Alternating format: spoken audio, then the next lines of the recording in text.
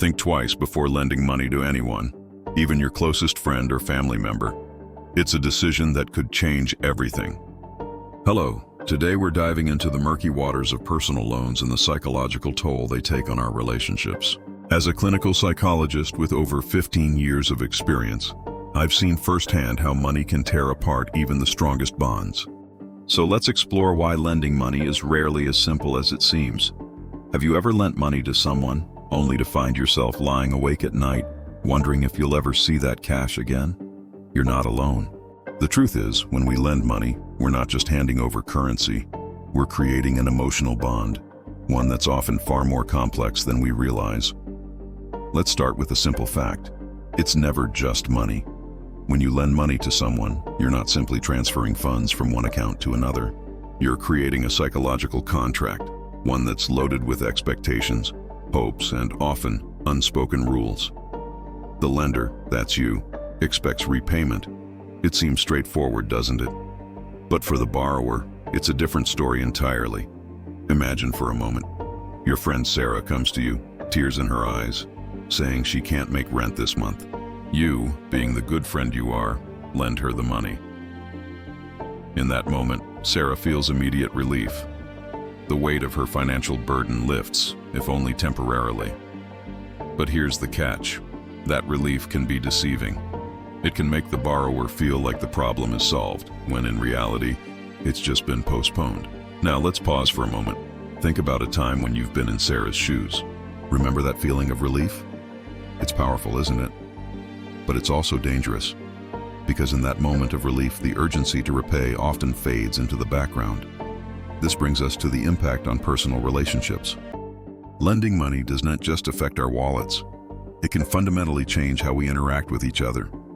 Guilt, shame, and resentment are powerful emotions, and they can creep into even the strongest friendships or family ties.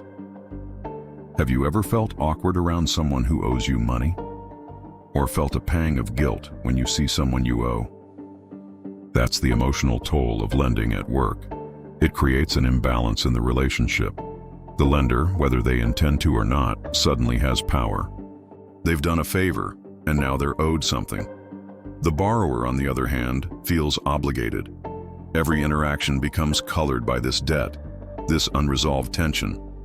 But why do people rarely pay you back, or at least not on time? It's not always about the money itself.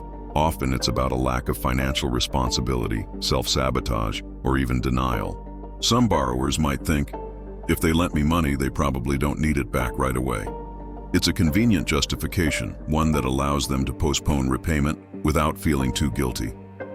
Let me share a real-life example. I once had a client, let's call her Emma, who lent her brother $5,000 for a business venture. Months passed, then years. The money was never repaid, and worse, it was never mentioned again. Emma found herself avoiding family gatherings, making excuses not to see her brother. A relationship that was once close became strained and distant, all because of an unpaid debt. This story isn't unique, right? I've seen countless friendships and family relationships crumble under the weight of unpaid debts. It's not just about the money, it's about broken trust. When someone fails to repay a loan, especially repeatedly, it sends a message.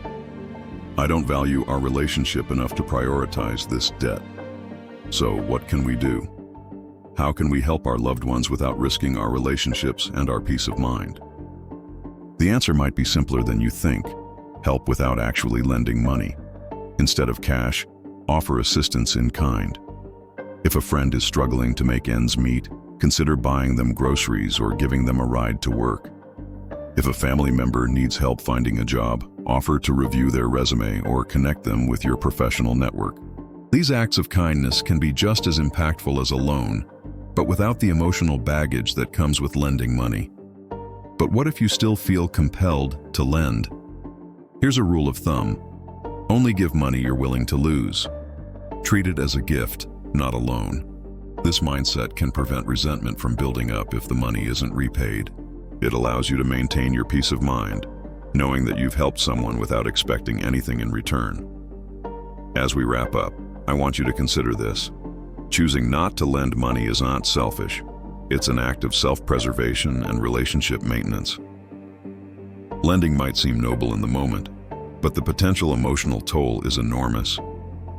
By maintaining clear boundaries around money, you're not just protecting your finances, you're safeguarding your relationships and your own well-being. Remember Emma and her brother?